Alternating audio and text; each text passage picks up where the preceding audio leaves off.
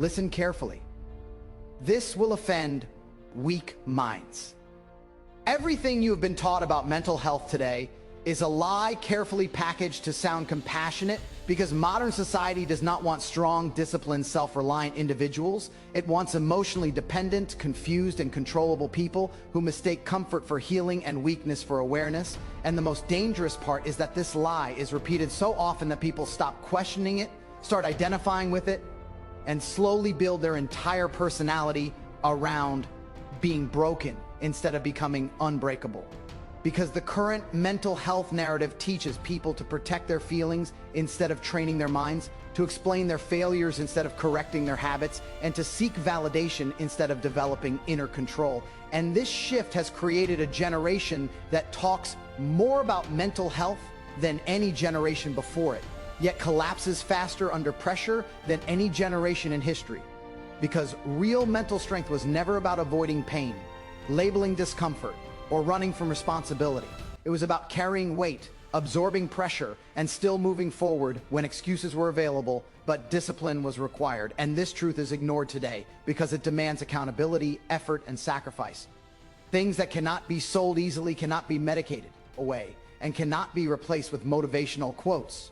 And until people understand that true mental health is built through structure, discipline, resilience, and controlled suffering, they will keep confusing temporary comfort with long-term strength and wonder why anxiety, depression, and emptiness keep increasing instead of disappearing. The first mistake modern society made was redefining mental health as comfort instead of capability. Because real mental health was never about feeling good all the time. It was about being functional under pressure. But today the standard has shifted so far that the moment discomfort appears, people assume something is wrong with them, when in reality, discomfort is often the signal that growth is required. And instead of teaching people how to increase their tolerance, how to build internal structure, how to regulate emotion through discipline and action, the system teaches them to stop, sit, label, and retreat. And this constant retreat slowly trains the brain to associate effort with danger and resistance with trauma, which creates fragile minds that collapse under even minor stress, because they were never trained to carry weight, only to avoid it. And this is why anxiety has become normal, procrastination has become accepted, and weakness has been rebranded as self-awareness. Because when a society stops rewarding resilience and starts rewarding sensitivity, it produces people who are extremely aware of their feelings but completely incapable of controlling them. The second lie is that you must heal before you act, because this idea has silently destroyed ambition in millions of people, convincing them that progress requires perfection, that they must first fix every emotional wound before they are allowed to move forward, when in reality, action is often the thing that heals, structure is often the medicine, and responsibility is often the therapy. But modern narratives reverse this logic and tell people to sit in their pain indefinitely, to analyze it endlessly, to identify with it deeply, until pain becomes identity and identity becomes prison. Because when someone believes they are broken, they subconsciously behave in ways that confirm that belief. They avoid responsibility, they lower expectations, they excuse failure, and slowly build a life that never challenges them enough to disprove the story they are telling themselves. Another dangerous shift is how emotions are treated as authority, because today, if you feel something strongly enough, it is considered truth. But feelings were never meant to lead, they were meant to respond. And when emotions sit in the driver's seat, logic, discipline, and long-term thinking get pushed out, which is why people make decisions that feel good in the moment and destroy them over time. Because real mental strength is the ability to act correctly even when you feel terrible, and this skill is no longer taught. It is actively discouraged. Because telling someone to regulate themselves, to endure discomfort, to delay gratification is now considered harsh, insensitive, or outdated. Yet these exact traits built every strong individual in history. Modern mental health culture also removed shame completely without understanding why shame existed in the first place. Because controlled shame was never meant to destroy you. It was meant to correct you. It was a feedback system that told you something was off, something needed adjustment. But now people are taught that any feeling of guilt or shame is toxic. So instead of correcting behavior, they remove the emotion, and when you remove internal correction, behavior never improves, patterns repeat, mistakes compound, and people stay stuck while constantly explaining why it is not their fault. And this creates a population that is emotionally comfortable but behaviorally undisciplined. which is a dangerous combination because comfort without competence leads to collapse. Another truth people don't like to hear is that boredom is not a mental health issue, it is a discipline issue.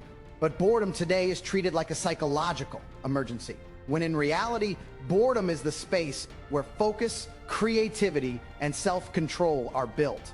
But because people are addicted to stimulation, distraction, and instant dopamine, the moment silence appears, anxiety follows, not because something is wrong, but because the mind has never been trained to sit still, to focus, to work without reward, and instead of fixing the addiction to stimulation, the system labels the discomfort as a disorder, which keeps people dependent instead of empowered. The same app.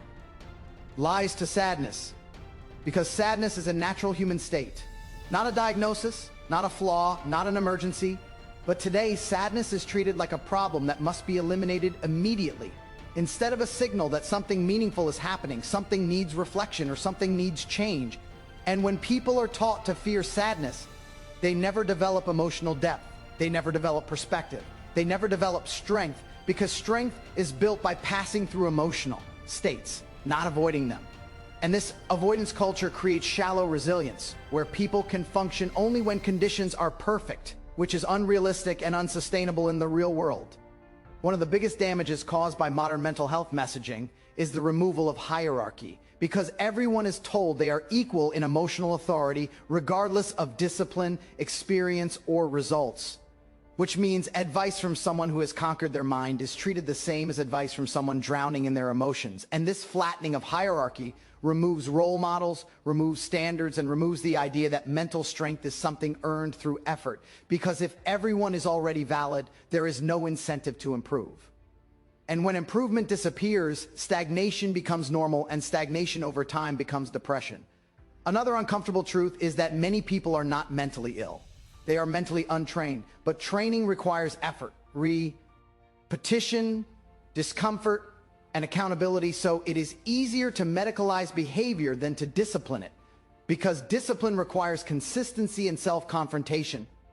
And self-confrontation is painful, but avoiding it leads to long-term suffering that people don't connect back to the original avoidance. And this cycle continues until people believe they are victims of their mind instead of commanders of it. Modern culture also teaches people to talk endlessly about their problems without equal emphasis on solving them, because expression without execution creates emotional loops, where people feel relief for a moment but return to the same behaviors, the same habits, the same environment, and the same results. And this is why many people feel temporarily better after talking, but worse over time, because talking without action reinforces identity without transformation. And transformation only comes when behavior changes, not when language changes. The hardest pill to swallow is that mental health improves when life becomes harder in the right ways, not easier, because controlled hardship builds confidence, capability builds calm, and self-respect reduces anxiety. But modern systems try to remove hardship entirely, which removes the very conditions that create resilience, and then they act surprised when people become fragile, reactive, and overwhelmed by normal life stress, because strength cannot be downloaded, prescribed, or gifted. It must be built through repeated expo. Short a challenge and the refusal to quit. And this is why people today have more information, more awareness, more resources, and more conversations about mental health than any generation before them, yet feel more lost, more anxious, and more empty. Because awareness without structure creates chaos, and compassion without standards creates weakness. And until this imbalance is corrected, people will keep asking why they feel broken while doing nothing that would make them strong. If you connect the dots from everything said so far, one reality becomes impossible to ignore. Modern mental health failed not because people don't talk enough, but because they act too little. Because talking feels productive without being demanding, while discipline demands effort every single day without applause. And the reason discipline is avoided is not because it doesn't work, but because it exposes weakness instantly. It removes excuses, and it forces people to confront the uncomfortable truth that most mental suffering is not caused by mysterious inner damage, but by chaotic routines, weak habits, lack of structure, and avoidance of responsibility. And this truth is offensive in a culture built around emotional comfort. Discipline does what endless discussion never can. It creates predictability, and predictability creates safety in the nervous system. Because the human mind does not calm down when life becomes easy, it calms down when life becomes organized, when actions are consistent. When sleep is regular, when the body is trained, when promises to self are kept, and when effort becomes routine instead of optional, because anxiety thrives in chaos, not in structure. And most people live in mental chaos while wondering why their mind feels unstable. Therapy without discipline is like diagnosis without treatment, because insight alone does not rewire behavior. Repetition does, and repetition is boring, uncomfortable, and slow, which is exactly why people avoid it, preferring endless self-analysis that never demands consistency. Because consistency forces identity change, and identity change is painful because it kills the version of you that survived by avoiding effort. And most people are emotionally attached to their excuses, because excuses protected them from failure, rejection, and responsibility for years. Another lie people believe is that discipline is oppressive, when in reality, lack of discipline is what enslaves them, because without discipline, emotions dictate actions, impulses control time, distractions steal focus, and other people's opinions define self-worth. But when discipline enters, the mind stops negotiating with weakness, decisions become simple, days become predictable, and confidence grows quietly, not because life is perfect, but because you trust yourself to handle whatever comes, and that trust is the foundation of real mental health. Most people want motivation, not exciting and discipline. Faff.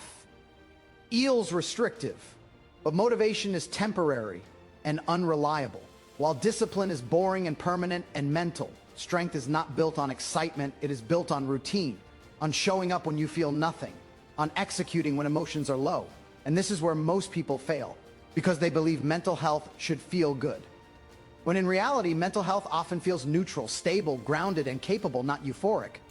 The modern identity trap is another reason people stay stuck, because once someone accepts a label, they subconsciously protect it, because identity gives meaning, even if that meaning is painful.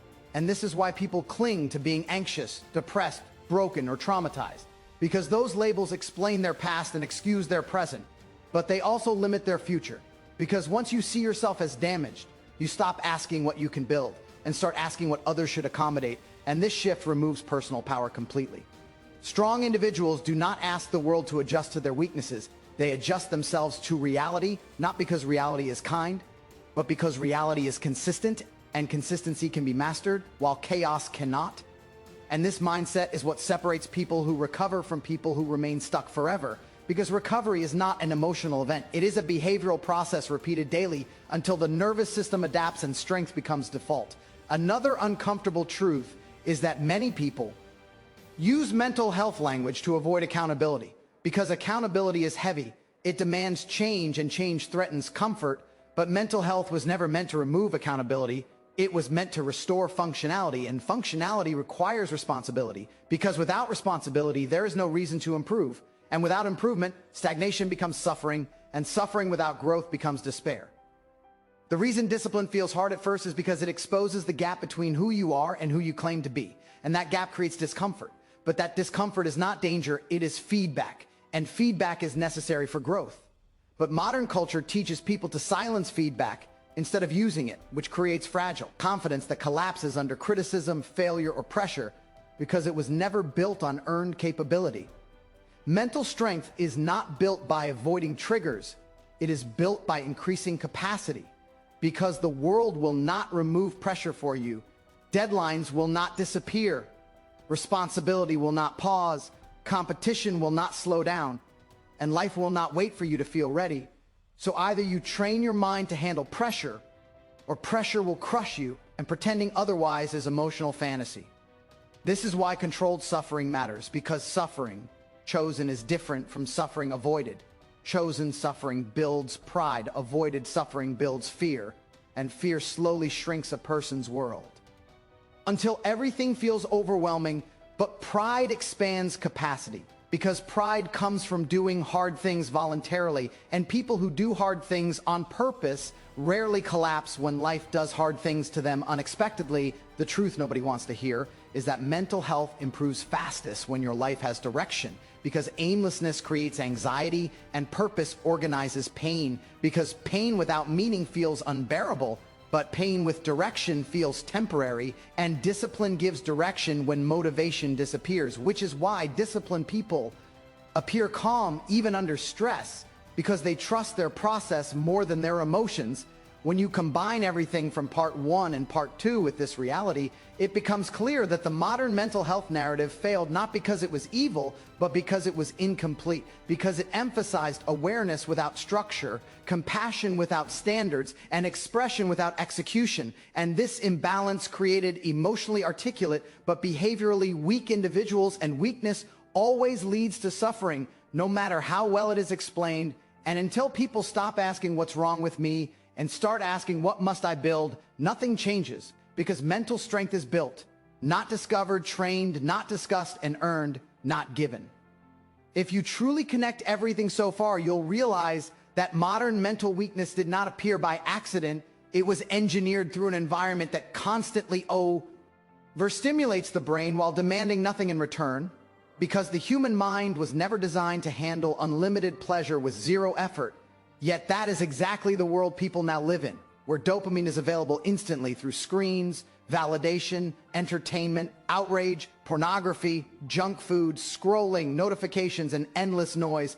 And this constant stimulation has quietly destroyed attention, discipline, patience, and emotional regulation, while people blame anxiety, depression, and burnout without ever questioning the environment poisoning them daily. Dopamine was never meant to be constant.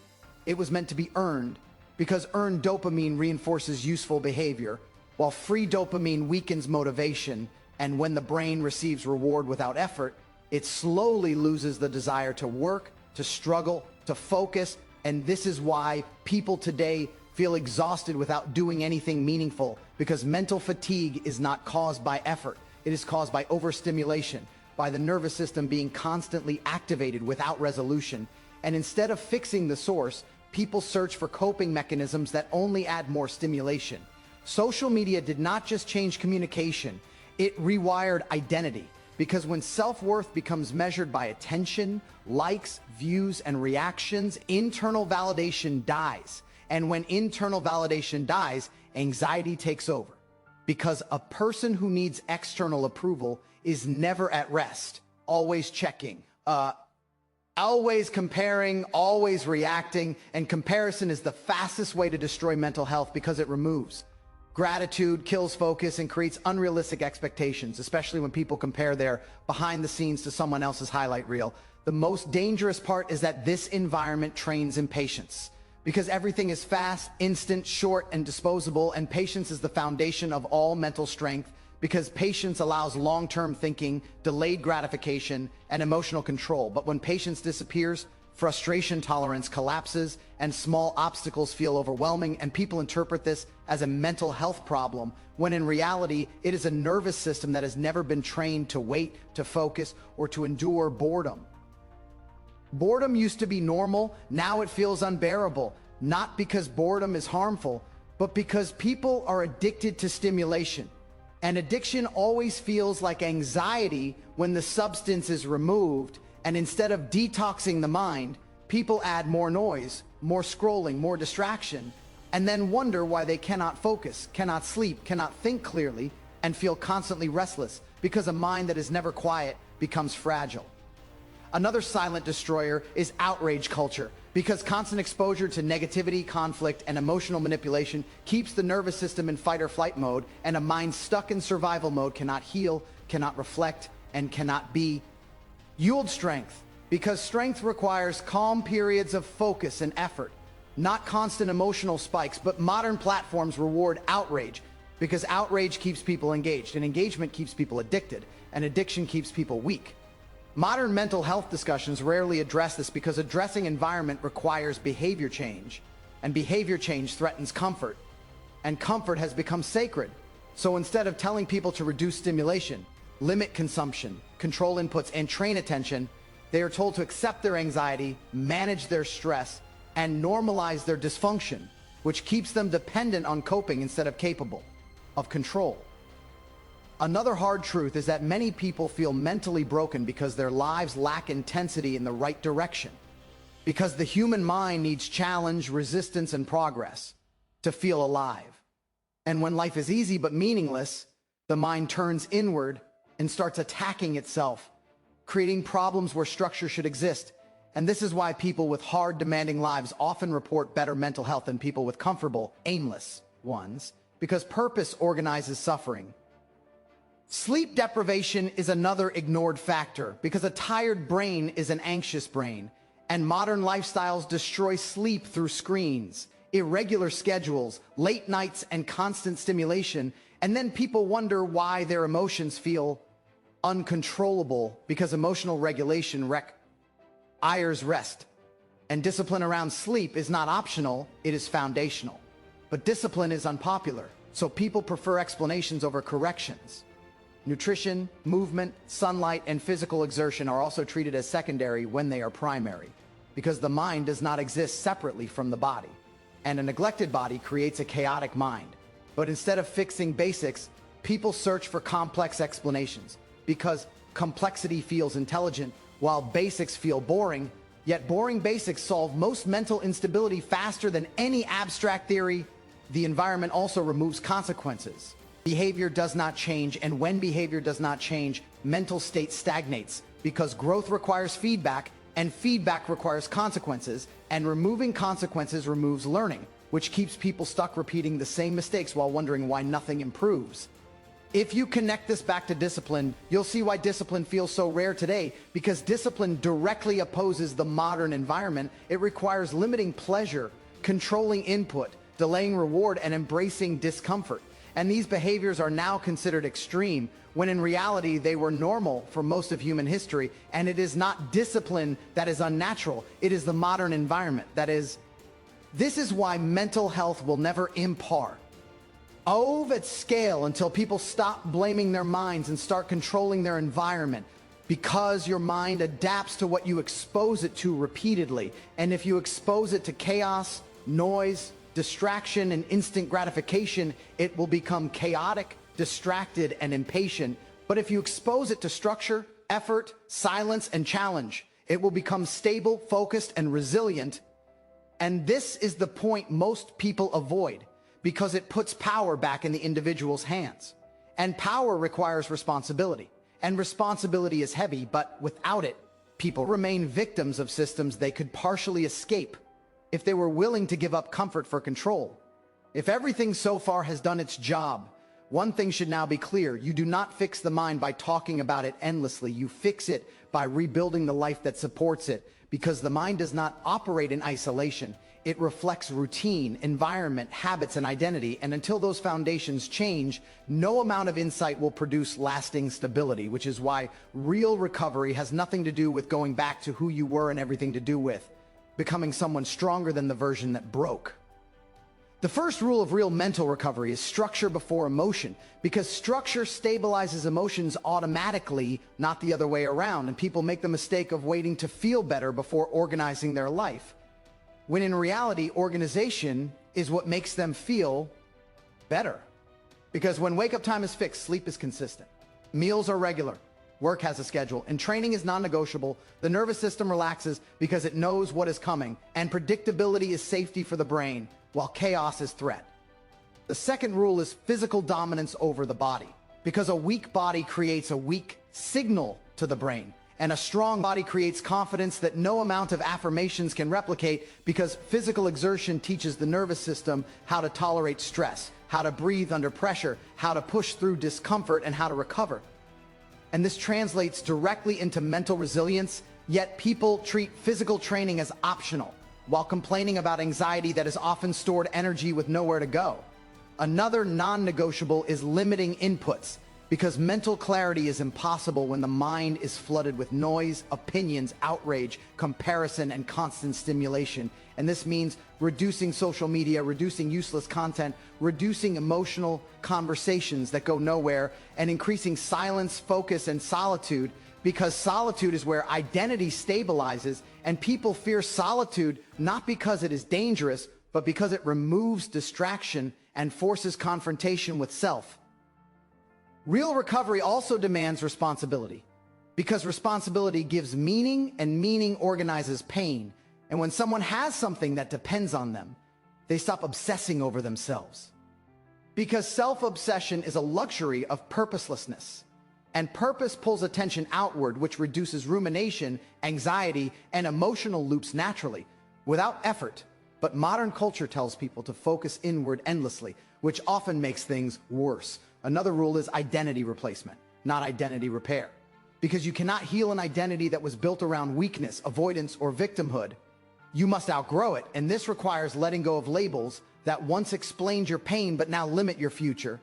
Because labels are powerful, and whatever you repeatedly call yourself, your behavior will work to confirm. So if you keep calling yourself broken, anxious, or damaged, your actions will align with that story. But if you redefine yourself as disciplined, reliable, and capable, behavior slowly follows. Daily mental training is not meditation alone, it is decision training. Because every time you do the harder thing instead of the easier one, you are training the mind to obey instead of negotiate. And negotiation with weakness is what drains mental energy, while obedience to structure conserves it. And this is why disciplined people appear calm, because they are not constantly arguing with themselves. Another overlooked element is competence. Because confidence does not come from self-love, it comes from self-trust. And self-trust is built by acquiring skills, improving performance, and seeing measurable progress, because progress reduces anxiety, nation increases it. And many people are anxious not because they are broken, but because their life has not moved forward in years, and the mind knows it. Even if they refuse to admit it, recovery also requires accepting that some discomfort will remain, because the goal is not to eliminate discomfort, it is to increase capacity. And people who chase comfort become fragile, while people who build capacity become free, because freedom is not comfort, it is capability. The ability to handle whatever comes without collapsing, and this ability is trained, not granted. One of the most important shifts is stopping the search for validation, because validation makes emotional stability dependent on other people. And dependency always creates anxiety, while internal standards create independence. And independence creates calm, because when your self-worth comes from your effort, not applause, you are no longer emotionally hostage to opinions, trends, or reactions. Real recovery is boring at first, because it lacks drama, lacks emotional highs, and lacks storytelling. But boring consistency rewires the brain faster than emotional breakthroughs, because the brain changes through repetition, not revelation. And this is why people relapse, because they chase emotional clarity instead of behavioral stability. Another rule is patience with progress, because rebuilding takes time, and impatience creates self-sabotage. But patience grows naturally when routines are stable and effort is consistent, because you stop measuring life in days and start measuring it in direction. And direction matters more than speed for mental health. If you connect this to earlier parts, you'll see that modern mental health failed not because people need less compassion, but because they need more structure, more standards, and more responsibility. Because compassion without structure creates dependence, while structure with compassion creates strength. And strength is what heals long term. By this point, it should be obvious that real recovery is not about fixing what is wrong, but about building what is missing.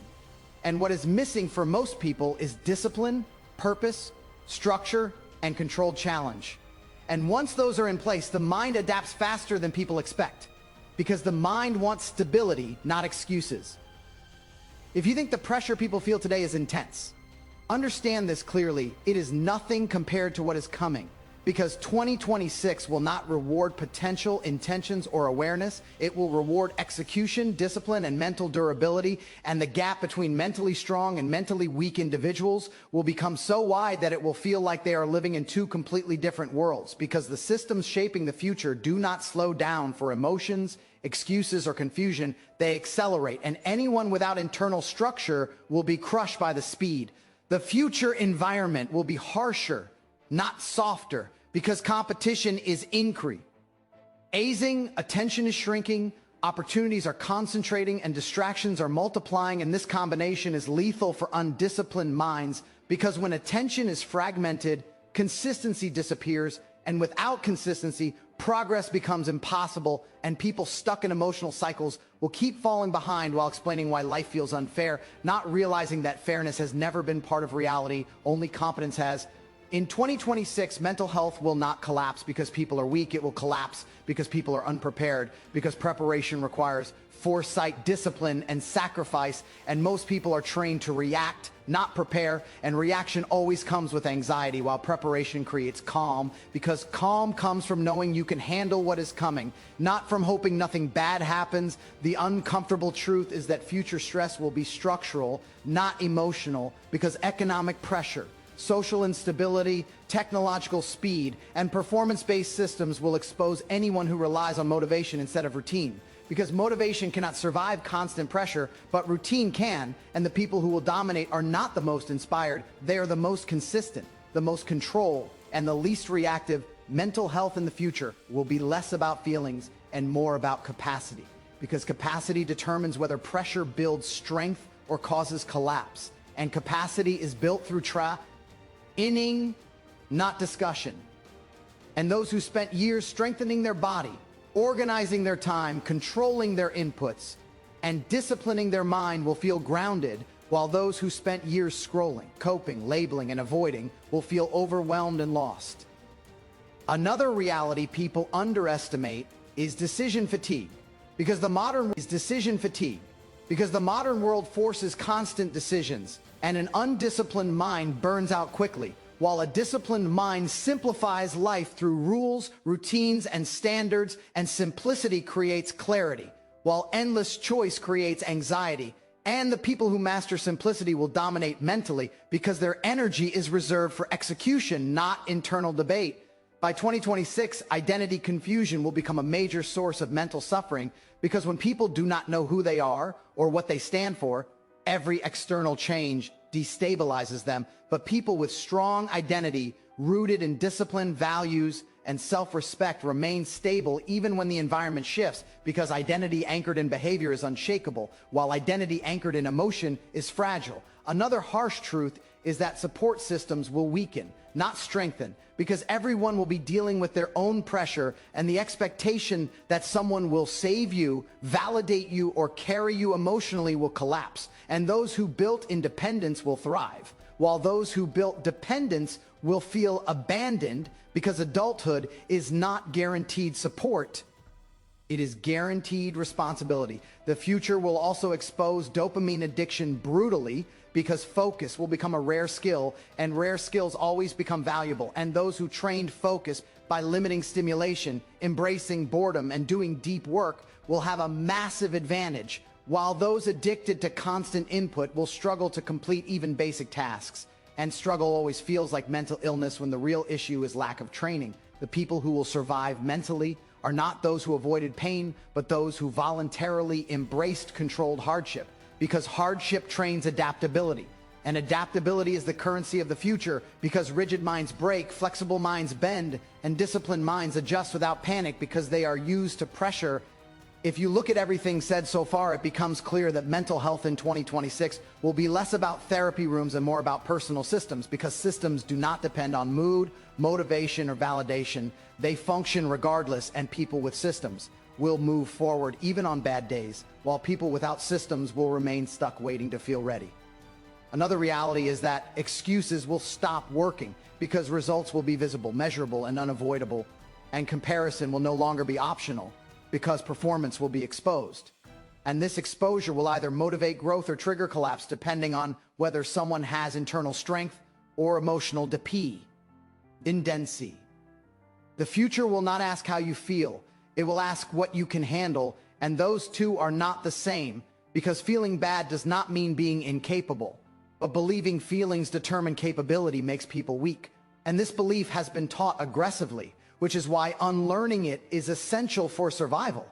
By 2026, mental strength will become a survival skill, not a luxury, because those who cannot regulate themselves will be regulated by systems, deadlines, consequences, and pressure, and regulation from the outside always feels harsher than regulation from within, which is why self-discipline is the most compassionate thing a person can build for themselves. The people who win will not be the loudest, the most emotional, or the most expressive. They will be the most controlled, the most prepared, and the most consistent, because control beats chaos every time, especially when the world speeds up. And this is the final warning of this part.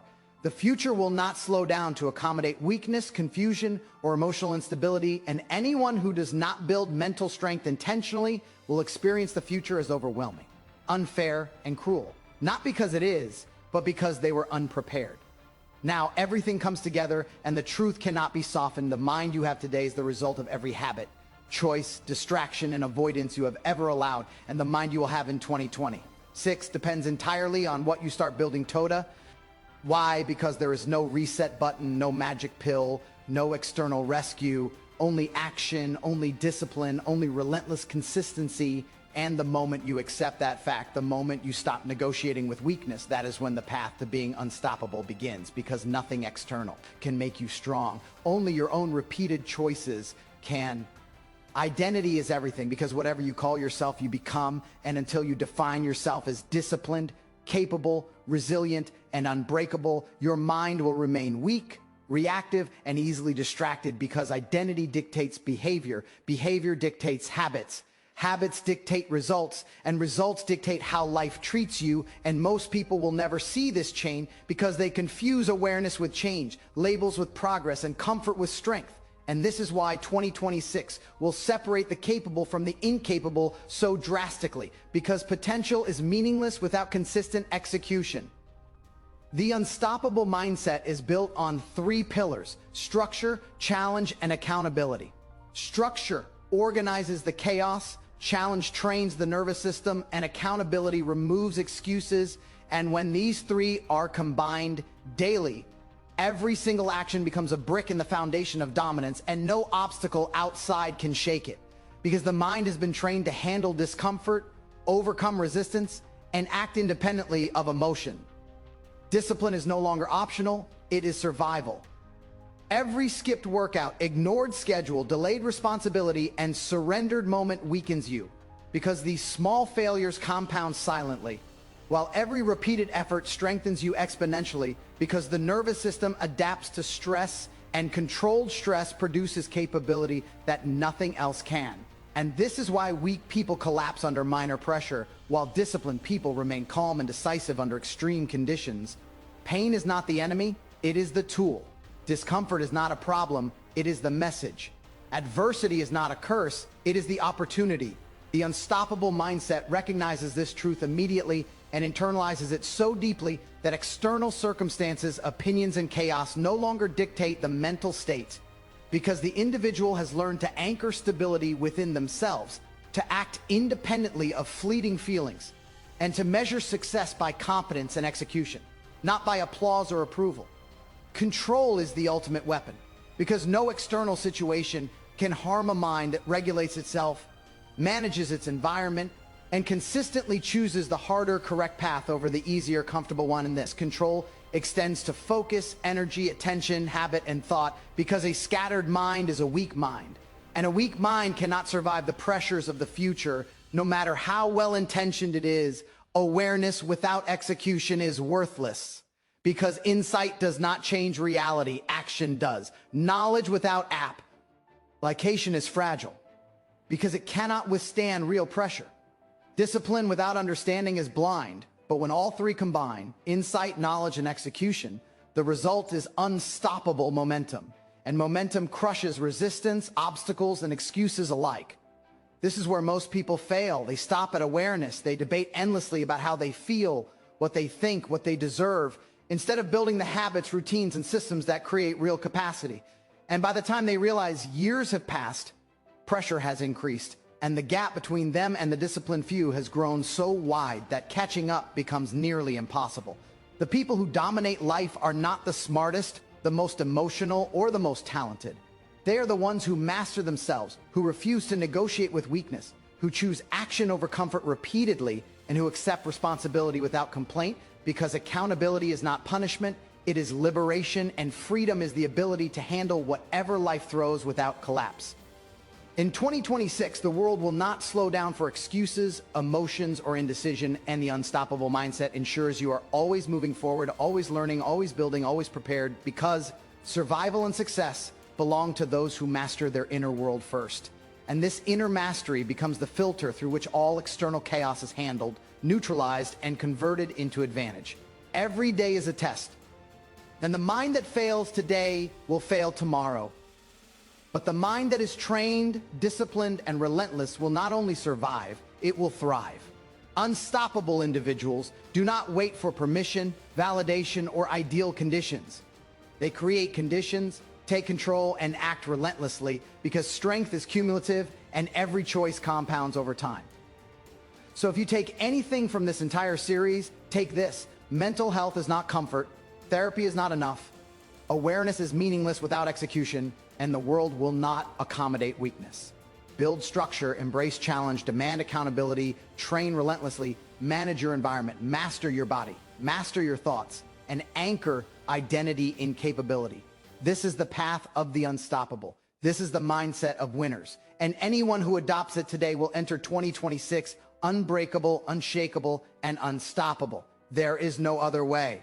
There is no shortcut. There is only what you build and what you refuse to compromise. This is the truth everyone else avoids, the truth that separates the competent from the dependent, the disciplined from the distracted, and the unbreakable from the fragile. And once you internalize it fully, there is no turning back, because you have become someone who does not negotiate with weakness, someone who acts with certainty, someone whose mind is unassailable, and someone who will thrive no matter what chaos, distraction, or pressure 2026 brings. The choice is yours, Kunti. Know the patterns that keep you weak, or adopt the unstoppable mindset and become a person the world cannot move, break, or overwhelm. There is no neutral ground. There is no comfort in half measures. There is only relentless action, unyielding discipline, and the unshakable certainty that you control yourself, your environment, and your results. This is the ultimate mental health, the ultimate strength, and the ultimate preparation for everything the future will demand. And it starts today with every decision, every habit, and every moment you refuse to surrender to weakness.